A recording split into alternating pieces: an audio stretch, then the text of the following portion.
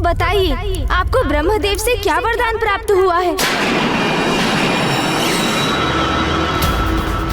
गुप्त वरदान। ब्रह्मदेव से गुप्त वरदान प्राप्त किया है मैंने, जिसका भेद मेरे मुख से कभी उजागर नहीं हो सकता। और ब्रह्मदेव भी मेरे वचन से बंधे होने के कारण इसकी चर्चा किसी से नहीं कर सकते। अपनी मृत्यु के भेद को छुपाए रखने में सफल होकर इस दुष्ट ने अपनी सुरक्षा सुनिश्चित कर। किंतु ये हुआ कैसे? बुद्धि का अभाव तो अहंकारी असुरों का स्वभाव होता है। तो फिर इस असुर में गणेश जी की युक्ति को असफल करने की बुद्धि कहां से उत्पन्न हो गई? क्या हुआ? स्तब्ध रह गए ना तुम, तुच्छ गजमुख बालक? मेरे इस उत्तर की अपेक्षा नहीं थी ना तुम्हें? रहस्य है, अवश्य कोई रहस्य है, अन्य असुरों से इसके भिन्न होने के पीछे। अब अपनी माला का जाप संपन्न करके अनंत पीड़ा दूंगा तुम्हें, और तुम्हारी इस क्रीड़ा का अंत करूंगा मैं। एक कीट के समान मसल के रख दूंगा तुझे, तुच्छ गजमुख।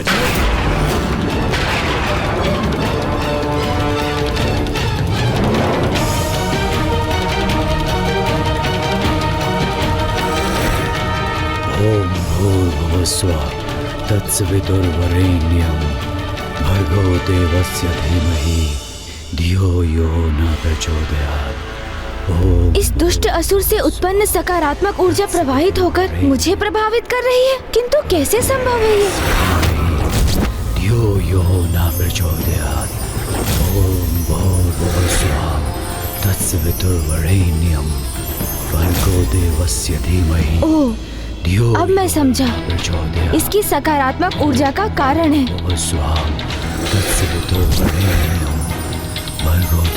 अर्थात ये अवश्य किसी वैदिक मंत्र का जाप कर रहा है।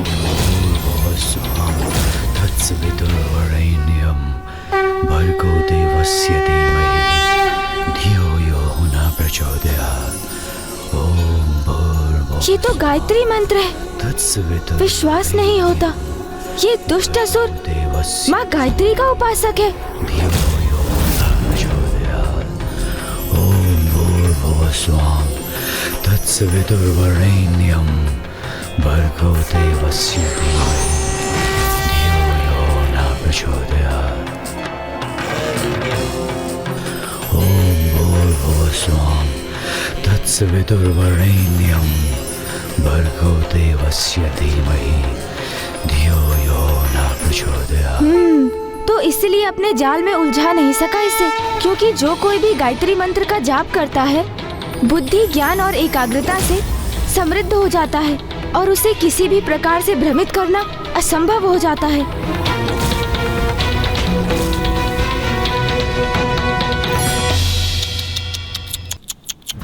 व्यर्थ हो गई ना तुम्हारी योजना, तुच्छ गजमुख। क्या सोचा था तुमने? तुम्हारे जैसे तुच्छ लघुकाय बालक के बिछाए जाल में फंस जाऊंगा मैं? भूल की है तुमने, बहुत बड़ी भूल।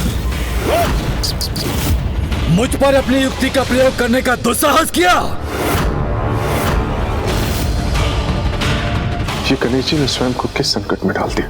इस दुष्ट असुर से तो युद्ध का भी कोई लाभ नहीं, क्योंकि इसके अंत का रहस्य अभी तक किसी को ज्ञात नहीं। कैसी विडंबना है ये! एक और उधर दुर्गमासुर तामसिक माता को विवश कर रहा है। इस पापी ने गायत्री माँ की उपासना से स्वयं को सुरक्षित किया हुआ है। मुझे ही कोई उपाय करना होगा जिससे ये दुष्ट गायत्री माँ की उपासना से अपना मुख मोड़ ले। अन्यथा इसके वरदान का रहस्य यदि ज्ञात भी हो गया तो भी इसका वध करना अत्यंत कठिन हो जाएगा। ब्रह्मांड के सर्वाधिक शक्तिशाली, सर्वाधिक विराट असुर को संसार के सबसे छोटे तुच्छ गजमुख बालक ने मूर्ख बनाने का प्रयास किया। मैं इस दुस्साहस का भयंकर दंड दूंगा तुम्हें।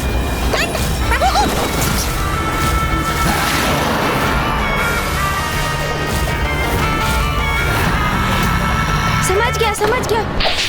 सर्वशक्तिशाली आप स्वयं को पुकारते अवश्य हैं असुर जी, किंतु आपको इसकी सत्यता पर संदेह है। क्या कहा तुमने? संदेह और मुझे अपने बल पर असंभव।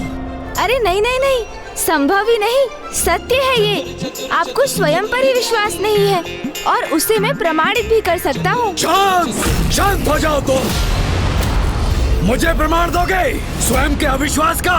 जो सत्य है उसे नकारने का क्या लाभ असुर जी? ये आपका स्वयं पर आपके विश्वास का ही तो परिणाम है, जिसके कारण आप माँ गायत्री की उपासना, उनका जाप करने पर विवश हैं। जाप नहीं, उपासना नहीं, मात्र अपनी माता का स्मरण कर उनकी स्मृति से प्रेरणा प्राप्त करने हेतु उनके दिए गए मंत्र का पाठ भर करता हूँ मैं। ओह, तो आपको ये भी ज्ञात नहीं कि जिस बल का बखान आप कर रहे हैं वो माता आदि शक्ति के गायत्री माता के स्वरूप के आशीष का ही परिणाम है, जो आपको उनकी उपासना से प्राप्त हुआ है। और मुझे तो गायत्री माता स्पष्ट दिखाई भी दे रही है।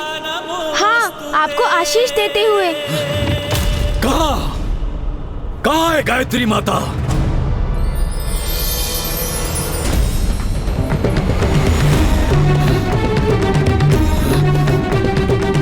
यहाँ तो कोई नहीं है गजमुख बालक। मुझे पुनः मूर्ख बनाने का प्रयास कर रहे हो तुम। माता के मंत्र के जाप से आपके अंतर में ज्ञान का प्रकाश अवश्य जागृत हुआ है असुर जी, किंतु आपके नेत्रों पर छाई अहंकार की काली छाया अभी भी आपकी दृष्टि बाधित कर रही है।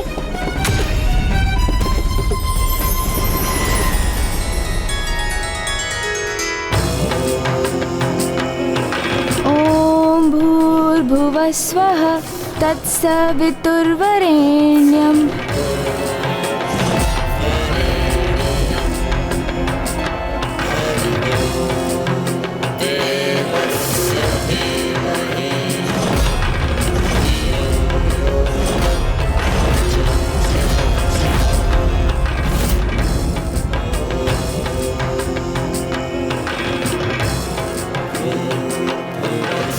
गणेश जी माता गायत्री का मंत्र जाप कर रहे हैं, कदाचित इसीलिए वो उनकी सकारात्मक ऊर्जा एवं शक्ति को स्वयं में ग्रहण कर पा रहे हैं।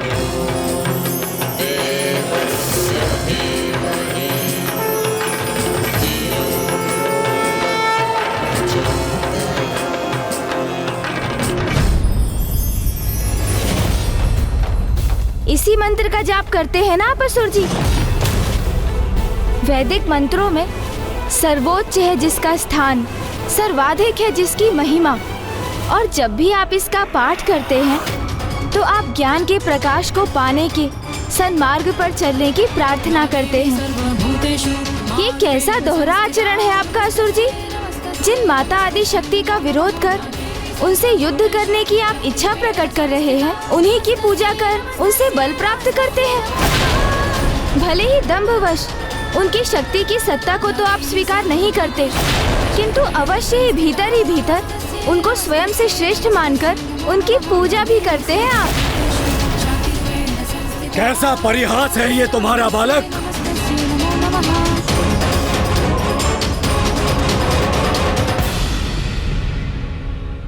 किंतु यही अर्थ है इस मंत्र का, तो आज से रोक दूंगा इस जाप को। सर्वश्रेष्ठ हूं मैं, मुझे किसी की कोई उपासना करने की कोई आवश्यकता नहीं।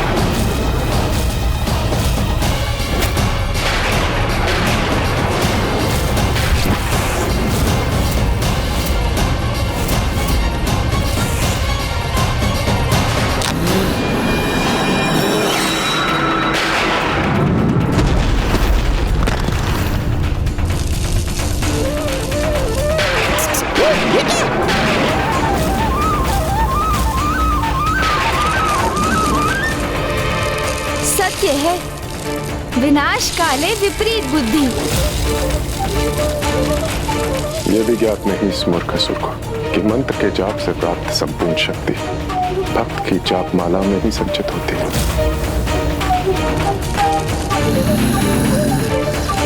जिस माला को सदैव अपने कंठ में धारण करना चाहिए था इसे, उसे ही छिन्न भिन्न कर दिया इस दुष्ट ने, और अपने जाप से संचित शक्तियों को, उसके प्रभाव को क्षण भर में खो दिया इसने सब कुछ।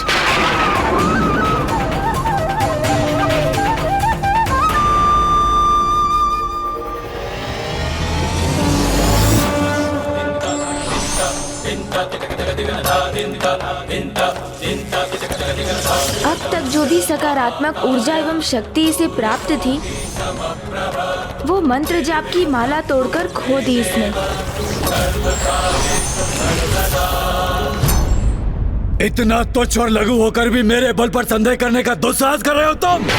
अब तुम्हें अपना आहार बनाकर अपने सर्वशक्तिशाली होने का प्रमाण दूंगा तुम्हें। और ये निरीह अशक्त देवता मुझे तुम्हारा आखेट कर देखकर विलक कर रह जाने के लिए विवश होंगे।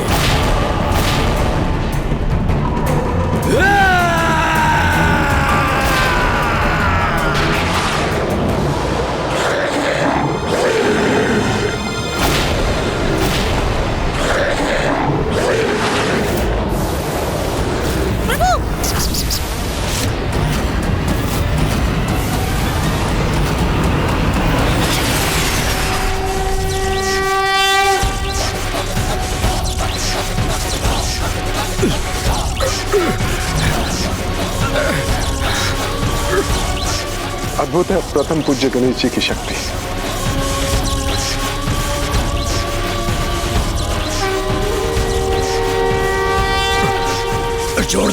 छोड़ दो मुझे गजमुख, छोड़ो मुझे। लो छोड़ दिया।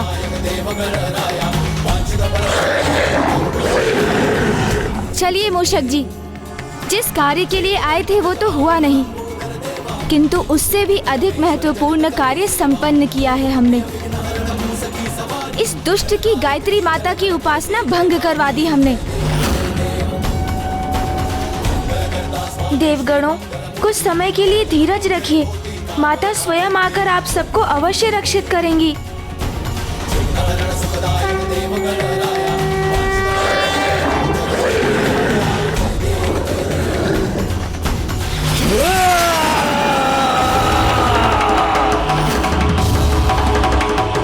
प्रस्थान कहाँ कर रहे हो गजमुख बालक? अभी ये क्रीड़ा शेष है, क्योंकि एक मच्छर अगर सिंह को डंक मारने में सफल हो जाए तो वो सिर नहीं हो जाता। मैंने तुम्हें कम आंकने की भूल अवश्य की थी, किंतु तुम्हें अरुणासुर की वास्तविक शक्ति का परिचय अब ज्ञात होगा।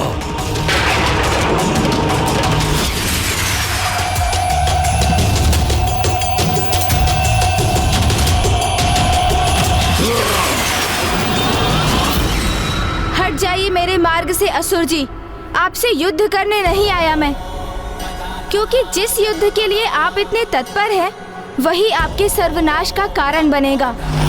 वो युद्ध निकट भविष्य में अवश्य होगा, किंतु अभी मुझे रोकने का कोई लाभ नहीं। मुझे जाने का मार्ग दीजिए। अच्छा, जाना चाहते हो यहाँ से? तो प्रयास करके देख लो। तुम्हारा भाग्य यहाँ तुम्हारी मृत्यु के लिए लेके आया है, जो मेरे द्वारा नियत है। तो जाओ। यदि गणेश जी आगे बढ़े तो वो संकट में आ जाएंगे। यहाँ से बाहर जाने वाले मार्ग में तो इस असुर ने भयंकर जाल बिछा रखे। हमें कैसे भी गणेश जी को सावधान करना होगा। थल और आकाश दोनों मार्ग से भीषण लावे का संकट है। गणेश जी, गणेश जी, गणेश जी, गणेश जी। ये तुच्छ देवता कितना भी प्रयास कर लें, किंतु ये तुच्छ गजमुख को सावधान नहीं कर सकेंगे। गणेश जी!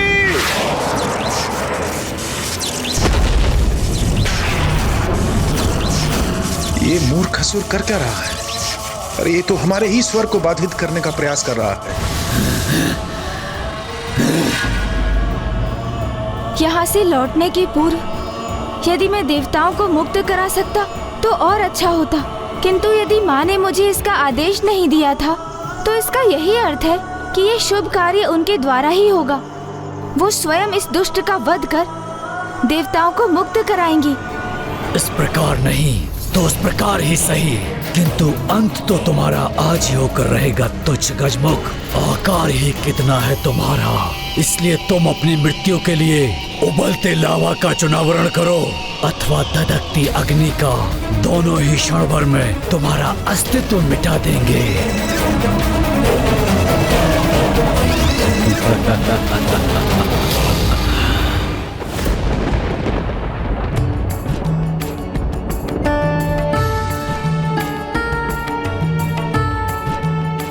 प्रथम पूज्य गणेश जी को वहाँ से लौटने में इतना विलंब क्यों हो रहा है माता?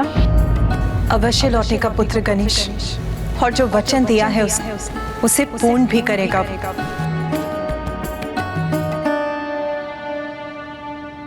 माँ को गणेश पर पूर्ण विश्वास है, किंतु मैं अपनी चिंता कैसे शांत करूं? कदाचित मुझे वहां जाकर देखना चाहिए कि कहीं अनुज गणेश किसी कठिनाई में तो नहीं। वाक युद्ध करते करते कहीं वहां वास्तविक युद्ध तो आरंभ नहीं हो गया।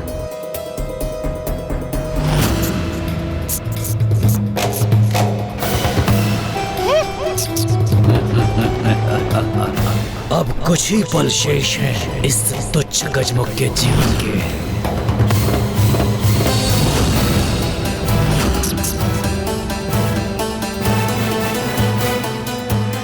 हाँ, एक पग और भरो गजमुख, तब मुझे आनंद आएगा।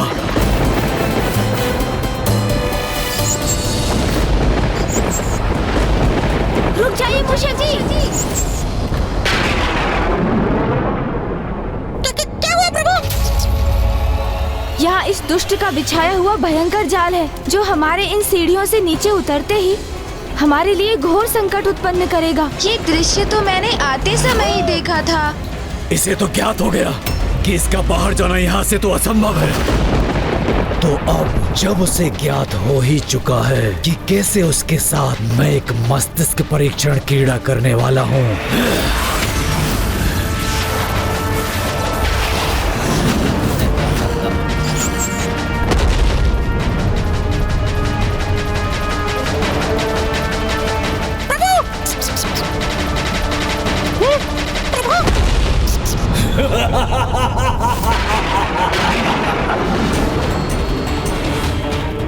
अब तुम्हारे समक्ष दो ही मार्ग हैं। प्रथम, मुझसे युद्ध कर अपनी मृत्यु स्वीकार करो, अथवा यहाँ से जाने की चेष्टा करो। किंतु स्मरण रखना, यदि तुमने थल मार्ग से जाने का प्रयास किया तो उबलता हुआ लावा तुम्हें पिघला देगा, और आकाश मार्ग से जाने का प्रयास किया तो धधकती हुई ज्वाला से झुलसकर नष्ट हो जाओगे तुम। तुम्हारे जैसे छोटे गजमुख को यहाँ आने से पूर्व अनेक बार विचार करना चाहिए था। जब से मैं यहाँ आया हूँ, आप मुझे तुच्छ पुकार कर मुझे स्वयं से निम्न प्रमाणित करने की चेष्टा कर रहे हैं। अपने विशाल काय आकार को लेकर इतना अहंकार क्यों है आपको? आकार ही किसी के सामर्थ्य का सूचक क्यों है आपके लिए? उचित कहा प्रभु। हाँ, ये भी सत्य है कि कुछ स्थिति में आकार सर्वाधिक महत्वपूर्ण अवश्य हो जाता है, जैसे इस समय मेरे नहीं तुम्हारे इस साम्राज्य के लिए।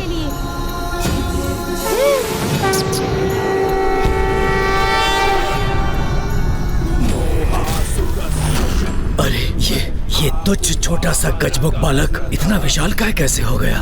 ओम गजाननं भूतागणाधिसेवितं। प्रभु!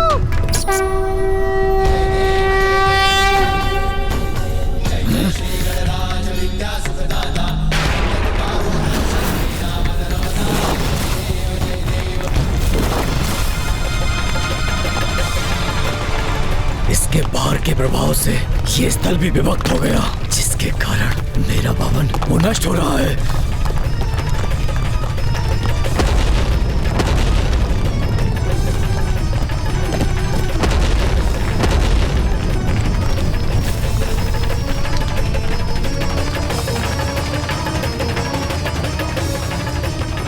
अंततः गणेश जी ने इस दुष्ट को अपनी वास्तविक शक्ति का परिचय दे ही दिया। मेरे विचार से आज हम दोनों ने एक अत्यंत महत्वपूर्ण पाठ सीखा है कि हमें अपने शत्रु को कभी कम नहीं आंकना चाहिए।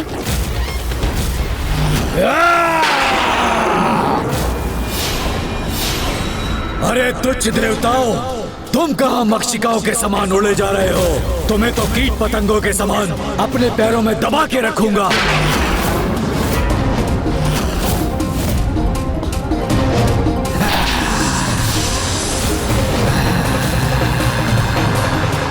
मूर्खसुर, जिनके पुत्र ने तुम्हारी ऐसी अवस्था की है, जब वो स्वयं यहाँ पधारेंगी तो तुम्हारी कैसी दुर्दशा करेगी, ये तो तुम्हें ज्ञात हो ही गया होगा।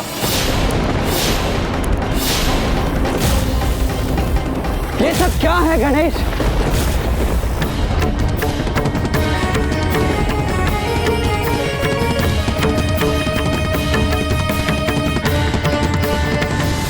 यहाँ क्या करने आए थे तुम? और ये सब क्या कर दिया तुमने? शक्ति प्रदर्शन में देखो कितना विनाश कर दिया है तुमने। और माँ को दिया हुआ वचन, जिस कार्य के लिए उन्होंने तुम्हें यहाँ भेजा था, वो पूर्ण किया ना तुमने? क्या उस असुर के वध का उपाय ज्ञात कर सके तुम? उत्तर दो गणेश। मुझे खेद है भैया, मैं अरुणासुर को प्राप्त हुए उसके गुप्त वरदान के बारे में कुछ भी ज्ञात नहीं कर सका। मैं मेरी युक्ति में सफल नहीं हो सका।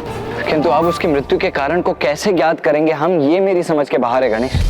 जब ब्रह्मदेव ने उसे वो वरदान प्रदान किया तो उस समय उन दोनों के अतिरिक्त वहां और कोई नहीं था। तो उन दोनों के अतिरिक्त और किसे ज्ञात हो सकता है ये रहस्य? अब हम स्वयं तो अतीत में जाकर वो संवाद सुन नहीं सकते ना गणेश।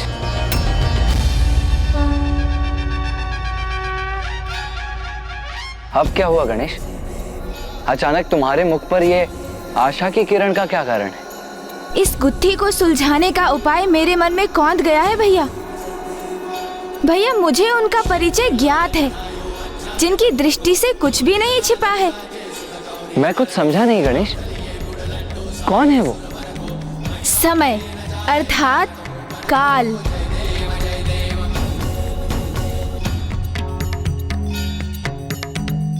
काल को सब ज्ञात है, अर्थात माता कालरात्रि को सब ज्ञात है भैया। बीते समय में जाकर उस रहस्य को उद्घाटित करने में वो हमारी सहायता करेंगी।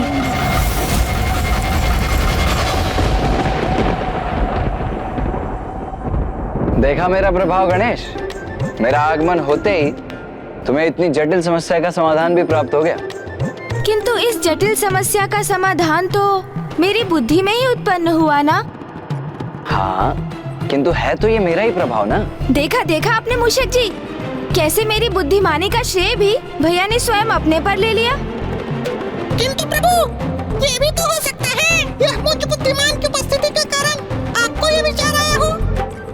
ओहो मूषक जी, आप भी ना। ये तो बिल्कुल उचित कहा आपने मूषक जी। धन्यवाद कार्तिकी जी, धन्यवाद। गणेश, हास परिहास में हमारा समय व्यर्थ करना उचित नहीं है। अब समाधान तो सूझ गया है, किंतु माता काल रात्रि को समय में पीछे जाकर हमें सब बताने के लिए कैसे मनाओगे? क्योंकि दुर्गमासुर से भेंट होने के पश्चात से ही वो तो अत्यंत क्रोधित हैं। दुष्टों को समझाना नहीं, उनका संहार करना है मेरा स्वभाव। इसीलिए मुझे उसका संहार करने भेजना चाहिए था आपको। किसी भी विकट परिस्थिति को सुलझाने के लिए साम दाम दंड भेद का प्रयोग करना होता है, और मैं भी ऐसा ही करूंगा। माता के क्रोध की कटुता अपने मीठे मीठे वचनों की मिश्री से मिटा दूंगा मैं। उनका ऐसा मनुहार करूंगा मैं कि वो अवश्य मान जाएंगी भैया। किंतु गणेश, बहुत भयंकर होता है उनका क्रोध। उन्हें मनाना इतना सरल नहीं है। अरे आप देखते जाइए ना भैया, कितनी सरलता से मनाता हूँ मैं उन्हें। ऐसी प्रशंसा करूंगा उनकी मैं कि वो मुझसे प्रसन्न होकर मुझे दर्शन अवश्य देंगी। हाँ, ये तो सत्य है गणेश। जो अत्यधिक क्रोध करते हैं उनका हृदय बड़ा सरल होता है, और थोड़े से मनुहार से भी वो शांत हो जाते हैं। तो माता काल रात्रि को मनाने की तुम्हारी ये युक्ति कदाचित सर्वथा उचित है। हाँ, किंतु हम उन्हें बुलाएंगे कैसे? श्रद्धा और निष्ठा से उनका आवाहन कर।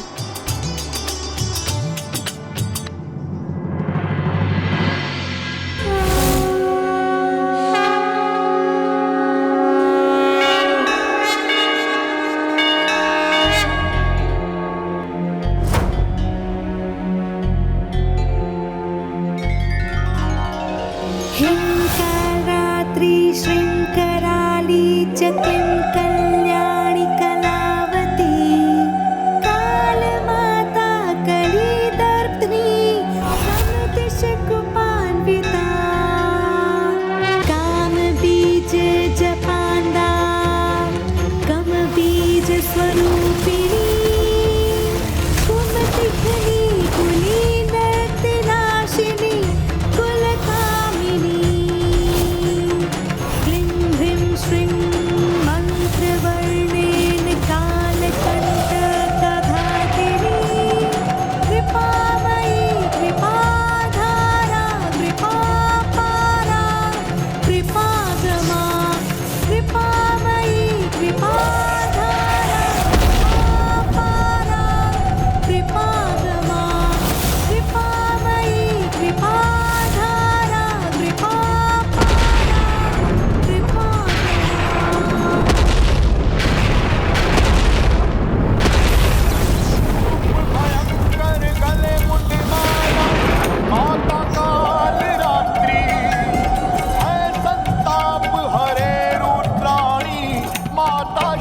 वरदात्री है माँ, माता शुभ वरदात्री है माँ, माता शुभ वरदात्री।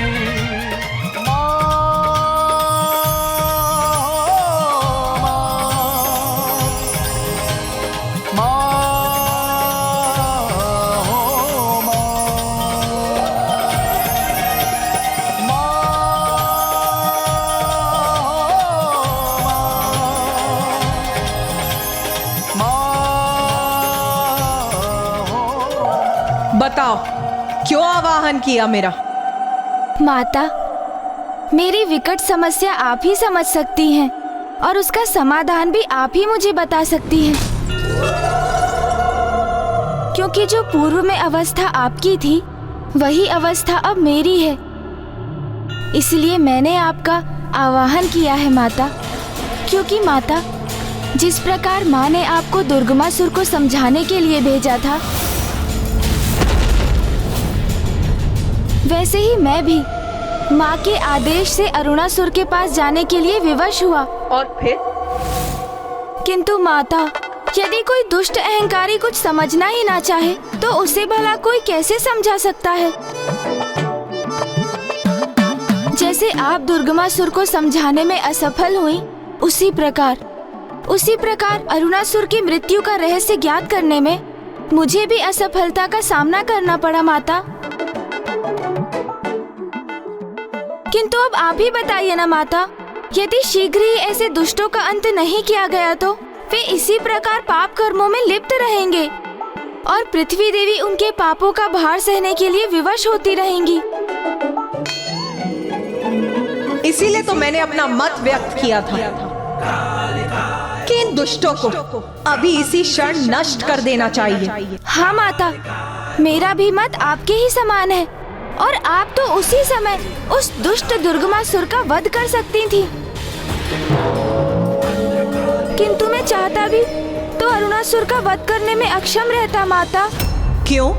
ऐसी कौन सी बाधा है जो तुम्हें अक्षम्य बनाती है? यही माता कि अरुणासुर का मुझे क्या, किसी को उसके वध का उपाय ज्ञात नहीं। ब्रह्मदेव का वरदान और उस वरदान को गुप्त रहने का वचन दोनों ही प्राप्त है उस दुष्ट को। इसलिए जो रहस्य ब्रह्मदेव उजागर नहीं कर सकते वो मैं स्वयं ज्ञात करने गया था माता, किंतु असफल हो गया और अब प्रथम बार माँ के आदेश का पालन करने में असफल होकर लौटना होगा मुझे। किंतु अपना ये असफल लज्जित मुख कैसे दिखाऊंगा माँ को मैं? मेरी असफलता से तो उन्हें बहुत दुख होगा ना माता। और वो तो यही कहेंगी ना माता कि पुत्र, तुम अरुणासुर के वध के रहस्य को उजागर नहीं कर सके तो उसका वध कैसे करोगे तुम? ऐसा कुछ नहीं होगा पुत्र, तुम निश्चिंत रहो। अरुणासुर का भेद मैं तुम्हें बताऊंगी। कहा था ना भैया कि सरलता से माता को मनुहार से मना लूंगा मैं। चतुर गणेशा, तुम्हें निराश होकर नहीं लौटने दूंगी मैं। काल चक्र को विपरीत दिशा में घुमाकर अतीत का वो दृश्य उत्पन्न करूंगी जब अरुणासुर को वो वरदान प्राप्त हुआ था।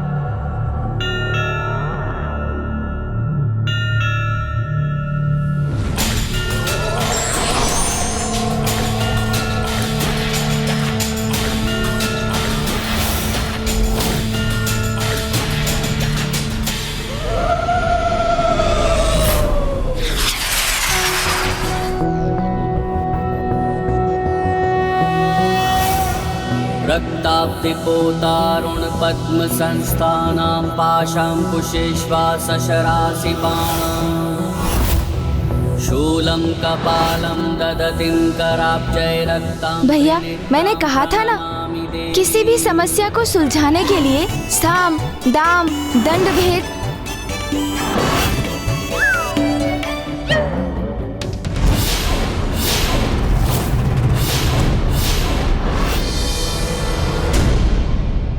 अरे माता, यहाँ क्यों रुक गई आप?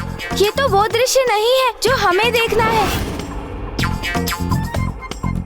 आप अभी उचित दृश्य पर नहीं पहुंची हैं। विलंब मत करिए ना माता, समय चक्र को थोड़ा और घुमाइए ना। आपको स्मरण है ना, हमें तो वो दृश्य देखना है जिसमें ब्रह्मदेव ने अरुणासुर को वरदान दिया था। हाँ माता। उचित कहते हो तुम। इसमें तो तुम और कुमार कार्तिकेय ही हैं। किंतु हम समय के इस बिंदु पर रुक ही गए, तो मुझे तुम्हारा वार्तालाप सुनने का मन हो रहा है।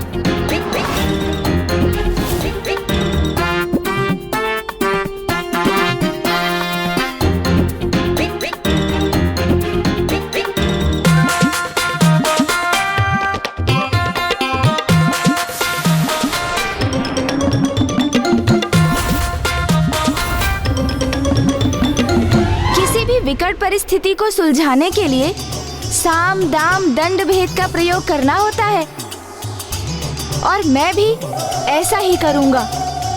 माता के क्रोध की कटुता अपने मीठे मीठे वचनों की मिश्री से मिटा दूंगा मैं। उनका ऐसा मनोहार करूंगा मैं कि वो अवश्य मान जाएंगी भैया। अरे आप देखते जाइए ना भैया, कितनी सरलता से मनाता हूँ मैं उन्हें।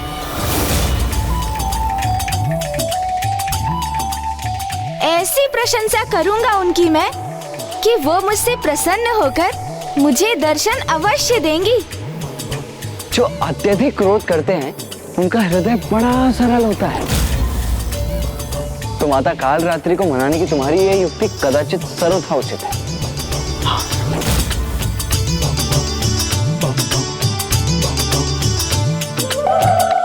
इतना दुस्साहस कि तुम दोनों ने मुझे मूर्ख बनाने का प्रयास किया।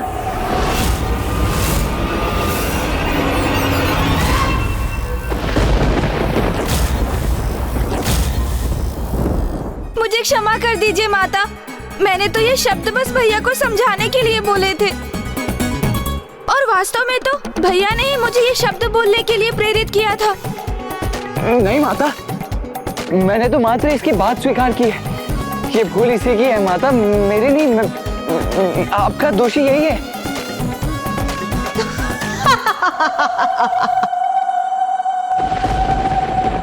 तुम दोनों बहुत चतुर समझते हो ना अपने आप को, किंतु स्मरण रखो, तुम दोनों की माता हूं मैं,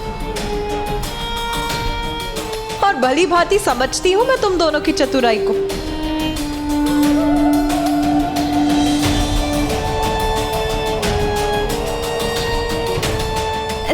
तो माता, आप मुझसे रुष्ट नहीं है, और आप हमें अतीत के उस पल में भी ले जाएंगी ना? हाँ पुत्र, क्योंकि तुमने मेरी स्तुति में जिस स्तोत्र का उच्चारण किया था, मैं उससे बहुत प्रभावित हूँ।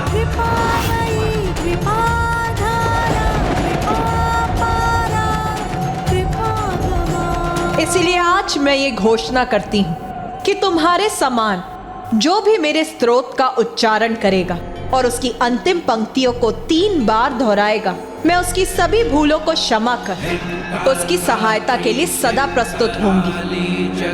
कल्याणी कलावती काल माता कली दर्पणी तम दिश गोपान्विता श्याम बीज जपांधा तम बीज स्वरूपिणी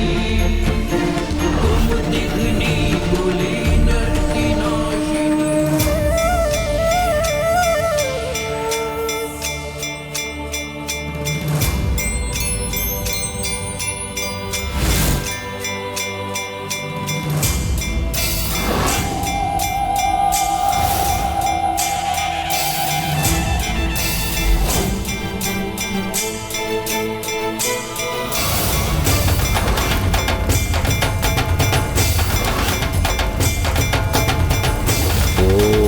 ब्रह्मदेवाय नमः। ओम ब्रह्मदेवाय नमः। ओम ब्रह्मदेवाय नमः। ओम ब्रह्मदेवाय नमः। ओम ब्रह्मदेवाय नमः। ओम ब्रह्मदेवाय नमः। अरुणासुर, उठो अरुणासुर, तुम्हारा तप सफल हुआ।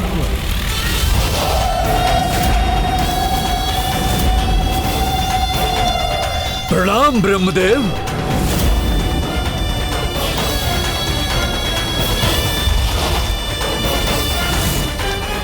मैं अपना तप आपके चरणों में समर्पित करता हूं प्रभु।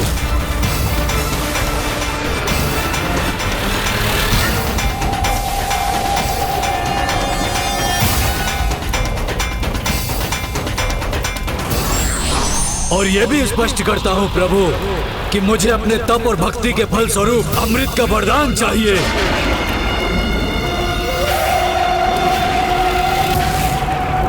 अरुणासुर, मैं तुम्हारे इस घोर तप से अत्यंत प्रसन्न हुआ, किंतु अमृत प्रदान करने में मैं असमर्थ हूं। प्रभु, इस तप की दीर्घ अवधि में अनेक कष्ट सहे हैं मैंने। प्रथम सहस्त्र 10 वर्ष मात्र वायु और सूखे पत्ते को ही आहार बनाया मैंने, और फिर 10 सहस्त्र वर्ष मैंने जल की बूंदों का ही पान किया प्रभु, और अंतिम 10 वर्ष मैंने कुछ भी ग्रहण नहीं किया प्रभु। और आप कह रहे हैं मुझे आप अमृत का वरदान नहीं दे सकते, तो फिर क्या लाभ हुआ इतने कठोर तप का प्रभु? बताइए प्रभु, बताइए, फिर क्या लाभ हुआ? अरुणासुर, मैं भी शक्ति के नियमों से बंधा हूं, और मृत्यु सृष्टि का अंतिम अटल सत्य है। अमृत तो मैं तो क्या, तुम्हें कोई भी प्रदान नहीं कर सकता। हाँ, तुम ये चुनाव अवश्य कर सकते हो कि किसके द्वारा तुम्हारी मृत्यु असंभव है और किसके हाथों से तुम्हारी मृत्यु संभव हो सकती है। ये वरदान मैं अवश्य दे सकता हूँ। अच्छा, यदि आप अपने भक्त के लिए इतना ही कर सकते हैं तो फिर यही उचित है, किंतु मेरी एक अवस्था है। वचन दीजिए मुझे कि आप मेरे वरदान को गुप्त रखेंगे, उसका रहस्य किसी भी परिस्थिति में किसी के समक्ष उजागर नहीं करेंगे।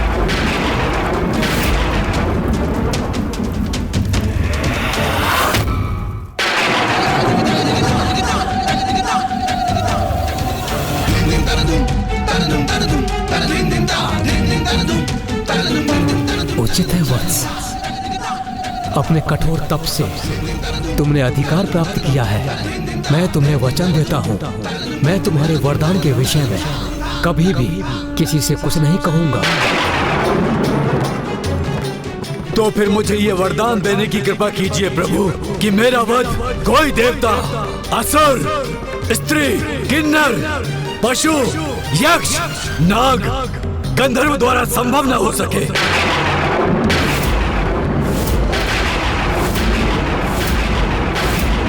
ऐसा कोई जीव भी मेरा संहार न कर सके जिसके 2 अथवा 4 पांव हो। यदि मेरा वध किसी के द्वारा संभव हो, मात्र और मात्र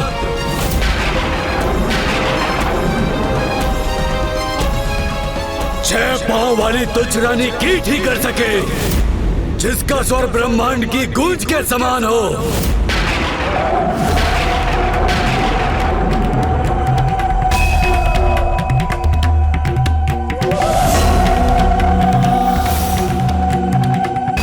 तथास्तु, तथास्तु, तथास्तु।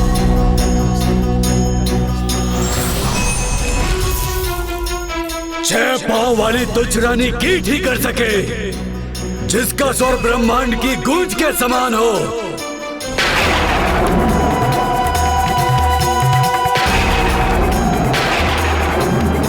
अब तो तुम्हें ज्ञात हो गया ना पुत्र, क्या वरदान प्राप्त किया है उस दुष्ट असुर ने?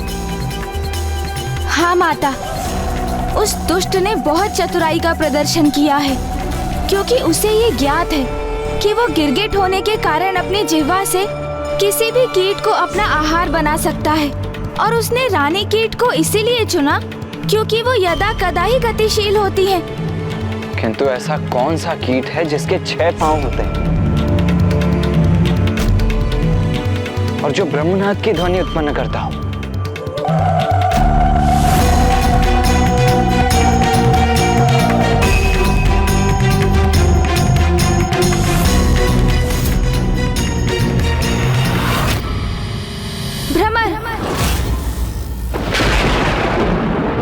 भ्रमर है वो कीट। तो वो दुष्ट ने एक रानी भ्रमरी के द्वारा अपनी मृत्यु का वरदान प्राप्त किया है। किंतु एक नन्ही सी भ्रमरी एक विशालकाय असुर का अंत कैसे कर सकती है? और वो भी एक ऐसे असुर को एक भ्रमरी कोई क्षति कैसे पहुंचा सकती है जो भांति भांति के कीटों को अपना आहार बनाकर ही अपना उदर भरता हो, जो अपनी जीभा मात्र से ही किसी भी कीट का अंत कर देता हो।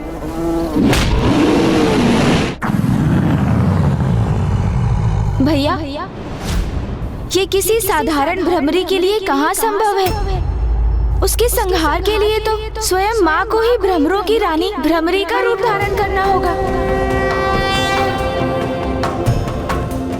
कितनी अद्भुत और अपूर्व होगी ये घटना, जिसका साक्षी बनने का सौभाग्य प्राप्त करने की बड़ी उत्सुकता से प्रतीक्षा करूंगा मैं।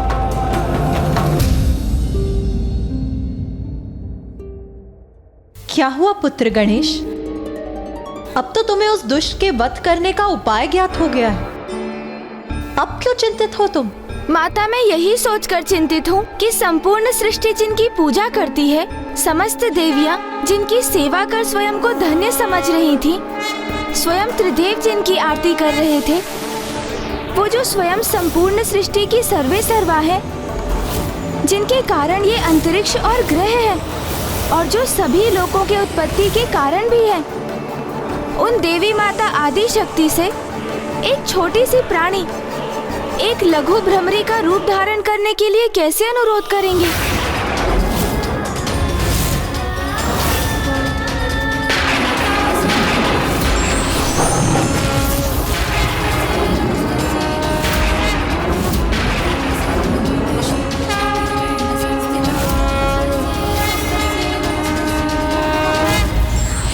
अधर्मी अपने बचाव के लिए कोई भी युक्ति लगा ले, किंतु ईश्वर उसके पतन का कोई ना कोई मार्ग अवश्य ही चुनकर रखते हैं। धार्मिक वीडियो सबसे पहले देखने के लिए हमारे चैनल को सब्सक्राइब करें और बेल आइकन दबाएं।